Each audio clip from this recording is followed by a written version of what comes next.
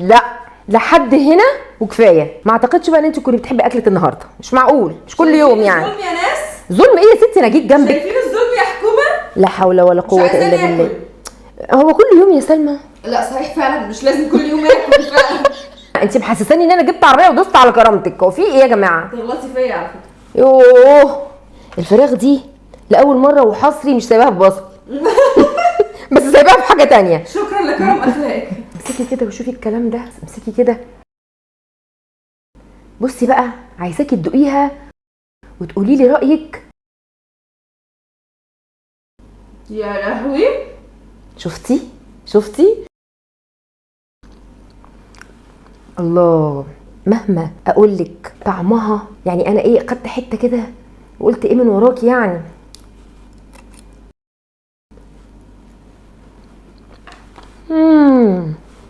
انتوا لازم تجربوا البطاطس والفراخ دي. الفراخ معموله بطريقه جديده والبطاطس كمان معموله بطريقه جديده. ليها اسم يعني البطاطس دي؟ هي شبه الجراتان بس مش معموله زي الجراتان قوي. بصي هي دي معمول لها صوص معين. هي دخلت نيه الفرن طلعت مستويه في الصوص ده. الصوص ده معمول بالبصل. بصوا بقى احنا نبتدي دلوقتي في الفراخ. على فكره دي وراك تقدري تعمليها بالصدور كمان، بس دي وراك مخليه اللي احنا بنسميها الحمام الكداب يعني. تقدري برضو تعمليها بالدبابيس اللي بعضمها عادي.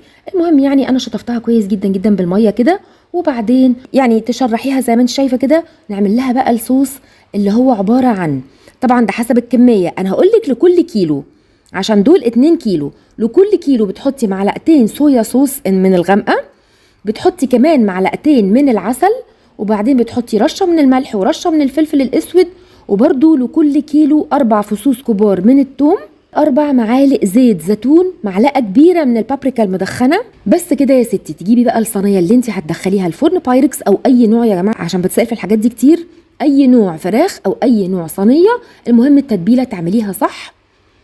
وقبل ما تحطيها على الفراخ تدوقيها كده تظبطي ملحها يعني. تسيبيها بقى في التتبيله دي نص ساعه. انا دخلتها الفرن متولع قبلها ب10 دقايق على درجه حراره 180 في الرف اللي في النص من غير ما اغطيها، وخدت 45 دقيقه. ولما تطلع هقولك هنعمل فيها ايه. بصي بقى انا بعد ساعه الا ربع طلعتها وقلبتها على الناحيه التانية، والصوص طلع منها كده زي ما انتم شايفين، وانا عايزه الوش التاني كمان ياخد لون، فباخد بالفرشه كده او باي معلقه عندك وتروحي حط على الوش التاني وتدخليها 10 دقايق كمان.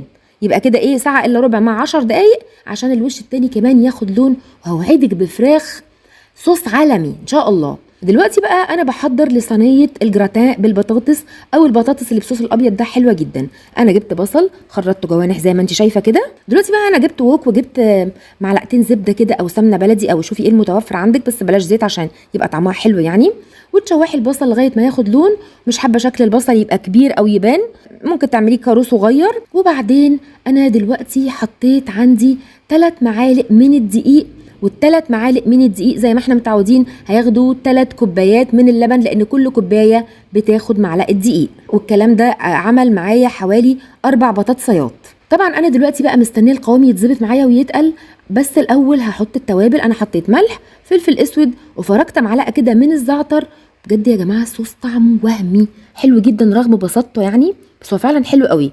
تستني بقى الصوص يتقل، بس مش يتقل قوي لدرجه ان هو يبقى مكلكع يعني، لا احنا عايزينه ستيل خفيف عشان هو ده الصوص اللي البطاطس هتدخل فيه نيه وتستوي. اهو زي ما قلت لكم 4 بطاطسيات. تحاولي تخرطيها رفيع عشان دي هتستوي في الصوص ده، مش بنسلقها مش بنحمرها مش بنشويها، بتدخل نيه.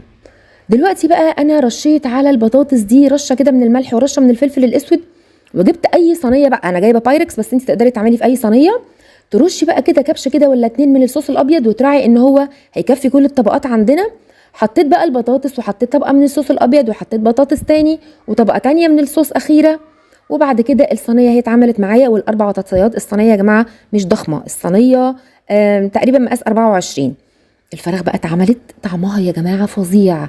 انا كنت مخرطه بصل ني كده وخضره نيه يعني بزين بيها، وكمان عشان تدي طعم حلو وشكل جميل.